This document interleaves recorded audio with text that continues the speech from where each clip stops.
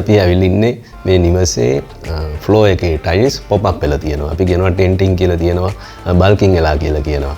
ඒ කියන්නේ ටයිල් මේ විදියට මේ පේන ඔයාලට මේ උඩට ඉස්සිලා එනවා. ඉතින් මේක ගොඩාක් වෙලාට දකින්න හම්බ වෙන පුළුවන් රූෆ් ටෙරස් වල අධික රස්නෙට මේ මෙහෙම මේ විදියට ටෙන්ටින් වෙනවා. මේ ටෙන්ට් එකක් කරා වගේ උඩට ඉස්සිලා එනවා අධික ශබ්දයකින්. ගොඩාක් වෙලාට වෙනවා රූෆ් ටෙරස් වල අධික රස්නය හේතු කොටගෙන. නමුත් මේ නිවසේ වෙලා තියෙන මේ වගේ ටයිල් උඩට එමක් වෙලා සිදු වෙලා තියෙනවා. ගොඩාක් වෙලාට කරුණු කීපයක් බලපානවා. දැන් වාසනාවට මෙහි සිටින් එකේ පමණයි වෙලා තියෙන්නේ. ඒකින්ද හානිය සමානට 75000ක් ලක්ෂයක් විතර වෙන්න පුළුවන්. නවීකරණ ගැනීමේ හැකියාවක් තියෙනවා. නමුත් මුළු නිවස පුරාම මේ වගේ දෙයක් සිදු වුණා නම් පොළවත් ගිලා බැසලා සිදු වුණා නම් හානිය ලක්ෂ 5ක් 8ක් විතර වෙන්න පුළුවන්. ඒකින්ද වරුණ මනම්පේරි YouTube channel එක හරහා ඔයාලා දැනුවත් කරන්නේ මේ දෙයක් නොවෙන්න කොහොමද ඔයාලා නිවස ඉදි කරන්නේ කියලා. ඉතින් මේ නිවස පිහිටලා තියෙන්නේ ටික වගුරු ආශ්‍රිත ප්‍රදේශයක. එතකොට ඒ කියන්නේ කුඹුරු වෙල් එහෙම තියෙනවා. නිතින්ම වතුර පොළවේ තියෙනවා. ඉතින් මේ පොළව පසත් ටිකක් දුර්වලයි. එහෙම දුර්වල වුණාම තාමත් පරිස්සම් වෙන්න ඕන ඔයාලා. පොළව කොන්ක්‍රීට් කරනකොට ගේජ් 1000 පොලිතින් එකක් ලේ කරන්න ඕන හරියට ගන්නවා නම්. ගේජ් 1000. එතකොට පොළවේ තියෙන වතුර උඩට සීපේජ් වල එන්නේ නැහැ. ඒ කියන්නේ කැටලරි ඇක්ෂන් කියලා තියෙනවනේ. කේශීය හේතු කොටගෙන වතුර උඩට ගලායම සිදු වෙනවා අවට තියෙන රස්නෙත් එක්ක. ඉතින් එහෙම නොවෙන්න නම් ගේජ් 1000 පොලිතින් එක වල ඉස්සෙල්ලම ලේ කරන්න ඕන. අඟල් 4ක විතර කොන්ක්‍රීට් එකක් දාන්න ඕන පොළවට. අඟල් 4 කොන්ක්‍රීට් එකක් හොඳට කම්පැක්ට් කරන්න ඕන. මොකද පාරට වඩා අඩි 2.5ක් 3ක් උස් කරාම එතකොට හොඳට පොළව අඩියෙන් අඩිය තමයි කම්පැක්ට් කරන්න ඕන. අඩි 3ක් විතර උස් කරා නම් අඩියක් පස් පුරවනවා කම්පැක්ට් කරන්න ඕන. වතුරත් එක්ක වතුරක් දාලා ඒකට තමයි හොඳට තැලෙන්නේ. ඊළඟ අඩියත් ආපහු කම්පැක්ට් කරන්න ඕන. එහෙම කිහිප විටක් කම්පැක්ට් කරොත් තමයි හොඳට තැලෙන්නේ. එතකොට තැලෙලා කොන්ක්‍රීට් එක කරාම ඒතර කොන්ක්‍රීට් එක ගිලා බසින්න හේතුවක් නැහැ. ඒකම කොන්ක්‍රීට් එකට මේ වගේ දුර්වල පසක වගුරු ආශ්‍රිත වල නිවාස ඉදි කරනකොට කම්බිත් දාන්න ඕන. ඒ කියන්නේ 10 කූරු හරි 6 කූරු හරි අඟල් 8න් 8 විතර කම්බිත් දාන්න ඕන. අඟල් 4ක් ගානකම කොන්ක්‍රීට් එකට ස්ලැබ් එකේ නෙවෙයි පොළවටත් දාන්න ඕන. එතකොට ස්ලැබ් එක පොළව ශක්තිමත්. ඒකින්ද කොන්ක්‍රීට් එක ගිලා බැසීමෙන් සිදුවන ටයිල් බල්කින් එක ටෙන්ටින් එක මෙහෙම ටයිල් උඩට නෙරායම සිදු වෙන්නේ නැහැ. ඒ කියන්නේ කොන්ක්‍රීට් එක මෙහෙම ගිලා බැස්සොත් තමයි ටයිල් මෙහෙම පල්ලෙහාට එනවා උඩට එනවා. ගතිය දැනෙන්නේ. සිදු යන්නේ. ඒකින්ද ඒ වළක්වන්න නම් පොළවේ කොන්ක්‍රීට් එක ඉතාම සවිමත්ව තියෙන්න ඕන. සාමාන්‍ය වැලි පොසක කබොක් පොසක මේම ගැටලුවක් වෙන්නේ නැහැ. මොකද මේ පොළවේ නිතින්ම වතුර තියෙනවා. වතුර තියෙන හින්දා තමයි උඩට වතුර එනවා. එතකොට දියසීරා වැතුනාම කොන්ක්‍රීට් එක ගිලා බැසීමක් සිදු වෙනවා. ඒ ගිලා බැසීම නොවෙන්න තමයි කොන්ක්‍රීට් එක ඝනකම සාමාන්‍යයෙන් අඟල් 4ක්වත් තියෙන්න ඕන. ගොඩාක් නිවාසවල දාන්නේ අඟල් 3යි. එතන අඟල් 3කට ප්ලෑන් කරාම සමහර තැන්වල අඟල් 2ක් විතර කොන්ක්‍රීට් එකක් එනවා. ඉතින් කිසි දෙයක්ම ප්‍රමාණවත් වෙන්නේ නැහැ. ඔබට කුඩා මුදලක් තමයි ඉතුරු වෙන්නේ. පේනෝනේ සිදුවන හානිය. ලක්ෂයක් විතර හානියක් වෙලා තියෙනවා මේව නවීකරණය කරන්න. එතකොට මේ සිදුවන කරදර බලන්න දොරවල් අරින්න බෑ, ඇතුළට යන්න බෑ, බබාලා ගියොත් කකුල් කැපෙනවා. ඉතින් මේ වගේ ගොඩාක් හානිකර දේවල් සිදු වෙනවා. ඔයාලට පේනවා මේ ටයිල්ස් උඩට ආපු විදිය. මේ වගේ ටයිල්ස් මේ සිටින් එකේ විතරයි මේ දැනට මේ සිදු වෙලා තියෙන්නේ. බලන්න හොඳට මෙතන ටයිල් ග්‍රූ එකක් තියලා තියෙනවා. ටයිල් අනික් කාරණේ තමයි නොවෙන්න හේතුව ටයිල් එකට ගෑවුනාම. නමුත් මේ ස්ථානයේ ටයිල් ග්‍රූ එකක් තියලා තියෙනවා මිලිමීටර් 2ක් විතර. සාමාන්‍යයෙන් තියන්න ඕන මිලිමීටර් 1.5ක් විතර ප්‍රමාණයක් තියලා තියෙනවා. මොකද ටයිල් හැම වෙලෙම එක්ස්පෑන්ඩ් වෙනවා, ශ්‍රින්ක් වෙනවා, ලොකු වෙනවා, පොඩි වෙනවා. ඒතර ටයිල් වල ක්වොලිටි අනුවත් මේවා වෙනස් වෙන්න පුළුවන්. එතකොට මේ ග්‍රූ එක අඩු වුණාමත් එකට ටයිල් සම්බන්ධ වෙලා මේ වගේ බල්කින් වෙන්න පුළුවන්, ටෙන්ටින් වෙන්න පුළුවන්. ඉතින් ඔයාලා කල්පනා කරන්න ඕනේ මේ විදිහට නිසි තාක්ෂණික දැනුමක් තියෙන පළපුරුදු ටයිලර්ස්ලා ඔයාලා නිතින්ම තෝරගන්න ඕන ටයිල් එක නිර්මාණය කිරීමේදී, ලේ කිරීමේදී. මොකද අධික මියදමක් යනවා මේ ටයිල් ලේ කරන්න. කාටවත් මේ අතේ හුරුව නැහැ. ටයිල් කියන්නේ ඇත්තටම කලාවක්. විශේෂයෙන්ම බාත්රූම්ස් වල ටයිලින් කරනකොට ඉතාමත් සැලකිලිමත් වෙන්න ඕන. ඒක කලාවක්. ඉතින් ඒවා සමහර අයට පිළිටන්නත් ඕන. ආසාවෙන් සතුටෙන් කරන ටයිලර්ස්ලා පළපුරුදු කලින් කීපයක් බලන්න ඕන. ඔවුන්ගේ නිර්මාණ බලලා තමයි ඔයාලා බාර දෙන්න ඕන. ඉතින් මම එක කාරණයක් කිව්වා. පොළවේ කොන්ක්‍රීට් එක ශක්තිමත් වෙන්න ඕන.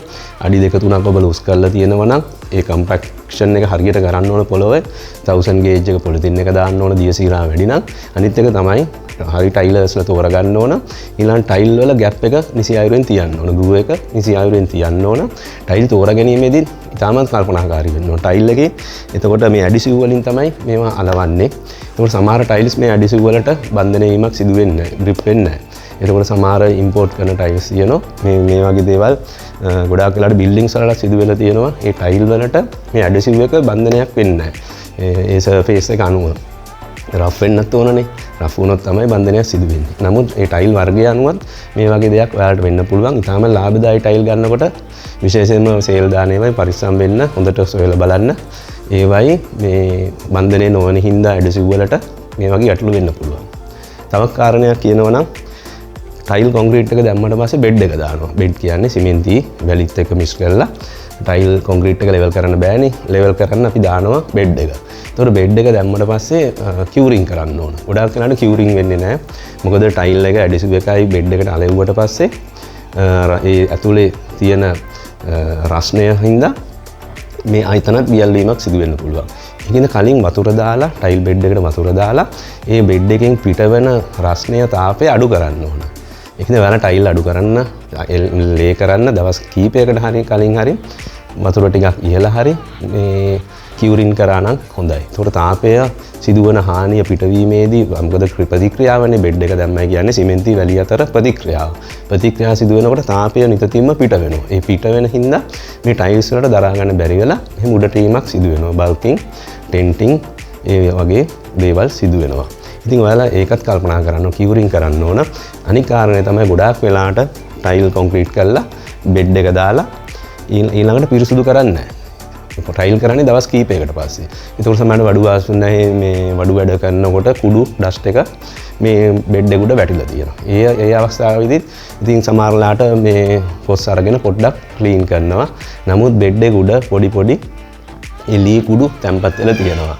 ඉතින් මේ ලී කුඩු තැම්පත් වීම තුළිනුත් ටයිල් ඇඩසිව් එක නිසි අයුරින් ටයිල් එකට බන්ධනීමක් සිදු කරන්න. ඒකින්ද ඔයාලා මතක තියාගන්න ඕන ටයිල් කරන්න කලින් මේ බෙඩ් එක හොඳට ක්ලීන් වෙන්න ඕන. හොඳට පිරිසුදු කරන්න.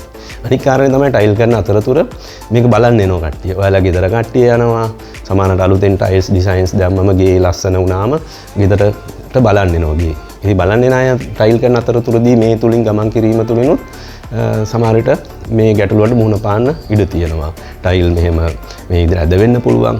ඒ කරුණු හින්දා අනිත් ටයිල්ස් උඩට එම සිදු වෙනවා. ඉතින් ඒකින්ද ඔයාලා ටයිල් කරලා අඩු ගානේ පැය 24ක්වත් ඉතාමත් පරීක්ෂා කරන්න සුපරීක්ෂාකාරී වෙන්න ඕන. ඒවා සුරකිව කිසිවෙකුට ගමන් මේ මතින් ගමන් කරන්න අවස්ථාව සලසා දෙන්න හොඳ නැහැ. ඉතින් ඔයාලා මේවා ගැනත් අවධානය යොමු කරන්න. ටයිල් කරනවා කියන්නේ ඉතාමත් අධික මුදලක් යනවා අද නිර්මාණය කරන්න. ඉතින් මේවා ගැනත් ඔයාලා කල්පනා කරලා බලන්න. තව කරුණු බොහෝ දේවල් තියෙනවා. අපි ඊළඟට මේ තවත් අදහස් කීපයක් ඔයාලට ප්‍රකාශ කරන්න. ඔබේ ජීවිතයේ සදාතනික නිවාස සිහිනය සැබෑවක් කර ගැනීමට හමුවන්න ශ්‍රී නිපුණත්වයේ ප්‍රවීණය වරලත ඉංජිනේරු වරුණ Manamperi associate private limited අනකාරික Dharmapala මාවත මුල්පේ මාතර ශාඛා මාළඹේ. මෙම නිවසේ දැන් දෙකේ ටයිල් තමයි නිර්මාණය කරලා තියෙන්නේ, ලේ කරලා තියෙන්නේ. ඉතින් ටයිල් ගැට 80ක් විතර ගලවන්න සිදු වෙනවා. නැවතත් ඉවත් කරන්න සිදු වෙනවා. එතකොට මේ ටයිල් කැට එක තැනකින් පටන් අරගෙන පරිස්සමෙන් කේක ගලවුවට පස්සේ සමහර ටයිල් කැට 10ක් විතර අවශ්‍ය වෙනවා මේක නිර්මාණය කරන්න. එතකොට මේ කලයකින්ම දැන් ඔයාලට හොයාගන්න බෑ. දැන් අපි කතා කරන්නේ කොහොමද මේක අලුත් වැඩියා කරන්නේ, නවීකරණය කරන්නේ කොහොමද කියලා. එතකොට මේ ටයිල්ස් ටික සේරම රිමූව් කරලා ඉවරලා අපි බලන්න ඕන කොන්ක්‍රීට් එකේ එක තැනක චිප් කරලා ඝනකම කීයද කියලා. එතකොට සමහරවිට ගඩොල් ලේ කරන්න පුළුවන්, කොන්ක්‍රීට් නොවෙන්න පුළුවන්. එහෙමනම් ඝනකම ප්‍රමාණවත් නොවෙනවා නම් ඒ කොන්ක්‍රීට් එකත් ඉවත් කරලා නැවතත් අපි අඟල් 4 කොන්ක්‍රීට් එකක් ලේ කරන්න සිදු වෙනවා. ඒතකොට කම්බිත් දානවා නම් වඩා හොඳයි. 10 කූරු හරි 8 කූරු හරි කම් යොදවනවා නම් ඔබගේ ස්ට්‍රක්චරල් ඉංජිනේරගෙන් මේ සඳහා උපදෙස් ලබා ගන්නවා නම් හොඳයි. එතකොට කම්බි ලේ කරලා කොන්ක්‍රීට් එකක් දාලා තමයි ආපහු ටයිල් ලේ කරන්න ඕන. නැත්නම් ආපහු මෙහෙම දෙයක් සිදු වෙන්න ඉඩ තියෙනවා. මොකද මේ පොළොවේ වතුර දියසීරාව නැදෙන ගතිය වැඩි. වෙලක් ආසන්නයේ පිටා තියෙන හින්දා. එතකොට 1000 ගේජ් 1000 පොලිතින් එකක් දැම්මොතින් තවත් හොඳයි පොළොවෙන් එන ඒ කේශීය අපි කියනවා කැපිලරි ඇක්ෂන් එකකින් එන වතුර ඉහළට එමේ හැකියාව හින්දා සිදුවන හානිය අවම කරන්න පුළුවන් K1000 පොලිතින් එක නිර්මාණය කිරීමේ. එහෙනම් අපි ඉස්සෙල්ලම කරන්න ඕනේ මේ ටයිල්ස් ටික ඉතාමත් පරිස්සමෙන් ඉවත් කරන්න ඕන. බෙඩ් එක අපි පොඩ එක තැනක චෙක් කරලා බලනවා ඝනකම කීයද කියලා. ඝනකම් හරියන්නේ නැත්නම් කම්බිත් සමග කොන්ක්‍රීට් එකක් දානවා. පොලිතින් එක සමග. එතකොට ඉස්සර කාලේ නම් තිබුණේ සිමෙන්ති වලින් තමයි මේ ටයිල් ලේ කරේ. ඒ කාලේ මේ ටයිල් ඇඩසිව් ලැබුණේ නැහැ, තිබුණේ නැහැ. එතකොට නමුත් ගොඩාක් තැන්වල එහෙම සිමෙන්ති වලින් කරයි කියලා එහෙම ගැටලුවක් වුණෙත් නැහැ. නමුත් සමහර තැන්වල මේ සිමෙන්ති භාවිතා කරපු හින්දාත් දැන් නම් භාවිතා කරන්න එපයි කියලා කියනවා. ටයිල් ඇඩසිව්ම භාවිතා කරන්න තියෙනවා. මොකද මේ ටයිල් ලේ කරන්න අලෙවෙන්නම නිර්මාණය කරලා තියෙන ටයිල් ඇඩසිව්. ටයිල් ඇඩසිව්ම ඔයාලා භාවිතා කරන්න වඩා හොඳයි. එහෙම තමයි උපදෙසුත් ලබා දීලා තියෙන්නේ. එහෙනම් ඒ සුදුසු හොඳ ක්වොලිටි එකෙන් තියෙන ටයිල් ඇඩසිව් අරගෙන මේ ටයිල්ස් නැවත පිරිසුදු කරලා මේ එක තැනකින් පටන් ගන්න ලේ කරන්න පුළුවන්. ඒතකොට ඔයාලා ගැටලුවක් තමයි මේ ටයිල් එක දැන් මේ දවස්වල මිලදී ගන්න හැකියාවක් නැහැ. ඒකින්ද මීට ආසන්න තව තද වර්ණයකින් අපිට බෝඩර් එකක් විදිහට ඩිසයින් කරන්න පුළුවන්. දැන් මෙතන දොර තියෙනවා. දොරේ ඉඳලා මෙහෙම ඉදිරියට බෝඩර්ස් මෙහෙම දෙකක් දාන්න පුළුවන්. මේ පැත්තට බෝඩර් එකයි මෙහෙම බෝඩර් එකයි. ඒතකොට ටයිල් ගැට තව 10ක් 15ක් පමණ මිලදී ගන්න සිදු වේවි. නමුත් මේ ටයිල් මේ කලර් එකම නැහැ කියලා ඔයාලට ගැටලුවක් වෙන්නේ නැහැ. ඒ විදිහට නිර්මාණය කරගන්න ඕන. එහෙනම් ඔයාලා වරුණ මනම්පෙරි YouTube channel එකට subscribe කරන්න. මේ වගේ අපේ වරමුණ වෙලා තියෙන්නේ ඔයාලගේ නිවසට මේ වගේ දේවල් නොවෙන්න මුලින් ඉඳලම දැනුවත් වෙලා ඔබගේ නිවාසය ඉදි කරගන්න උපදෙස් මාලාවක් සැපයීම. ඔයාලා ජීවිත කාලය ගන්න ලොකුම ආයෝජනය තමයි නිවසක් ඉදි කරන්න. දැන් ලක්ෂ 100ක් 200ක් 300ක් 500ක් 1000ක් වෙන්න පුළුවන්.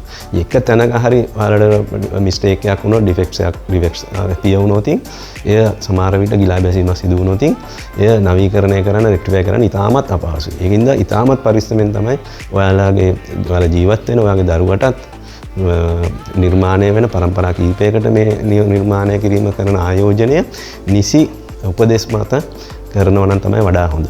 ඉතින් ඔයාලා පළපුරුදු සැලසුම් ශිල්පීන් මේ සඳහා භාවිතා කරන්න ඕන, යොදා ගන්න ඕන. ඔවුන්ගේ උපදෙස් ඉදිකිරීම අවස්ථාවේදී ලබා ගන්න ඕන. ස්ට්‍රක්චරල් ප්ලෑන් තියෙනවා, වයරින් ප්ලෑන්, ප්ලම්බින් ඩ්‍රෝවින්ග්ස්, ටයිලින් ඩ්‍රෝවින්ග්ස්, එතකොට පැන්ට්‍රි ඩ්‍රෝවින්ග්ස්, ඒ සියලුම ඩ්‍රෝවින්ග්ස් ලබා ගන්න. එතකොට ඔයාලා හිතලා කරන්න ගියොත් වෙන්නේ මේසන් එක්ක බාසුන් නෑලත් එක්ක අපි හිතමු ටයිලත් එක්ක කරන්න ගියොත් ඒ ඔවුන්ගේ දැනුම සීමිතයි. එතකොට නමුත් ඔයාලගේ පළපුරුදු ඩිසයිනර්ගේ සැලසුම් ශිල්පියාගේ දැනුම මේ වගේ නිවස අපිට 500ක් 1000ක් අපි විශේෂ මංගල සැලකීම 2000කට වඩා නිර්මාණය කරලා තියෙන ගෙවල්. එතකොට ඉතින් අපේ දැනුම ඒ අත්දැකීම් වැඩි. ඒකින්ද ඔයාලට හානියක් වෙනවා නම් අපිට පේනවා මුලදීම පේනවා මේ දේ කරොත් මේ දේ වේවි කියලා. ඒකින්ද ඔයාලගේ නිවස නිර්මාණය කරන ඒ සැලසුම් ශිල්පියා ඉතාමත් පළපුරුදු අත්දැකීම් බහුල ශිල්පියෙක් තෝරගෙන නිසි උපදෙස් ලබාගෙන මේ වගේ දේවල් මෙහෙම නිවාසන් ඉදි කරනවා නම් ඔබට මේ සිදුවන නාස්තිය අවම කරගන්න පුළුවන්. එහෙනම් වරුණ මනම්පෙරි YouTube එක සමග රැඳී සිටින්න. ඔයාලා subscribe කරන්න, bell icon එක click කරන්න. ඔයාලා යාළුවන්ට දැනගෙන ඉක්මනටම share කරන්න. share කරලා ඔයාලට මොන හරි ගැටලුවක් තියෙනවා නම් ඔයාලා නිවසටත් මේ වගේ දේවල් වෙලා තියෙනවා නම් කමෙන්ට් එකක් දාන්න. අපි ඒකට හැකියාවරින් උපදෙස් ලබා දෙන්නම්. ඔබේ ජීවිතයේ සදාතනික නිවාස සිහිනය සැබෑවක් කර ගැනීමට හමුවන්න ශ්‍රේෂ්ඨ නිපුණත්වයේ ප්‍රවීණ වරලත ඉංජිනේරු වරුණ Manamperi associate private limited අනකාරික Dharmapala මාවත නුම්පේ මාතර ශාඛා මාළඹේ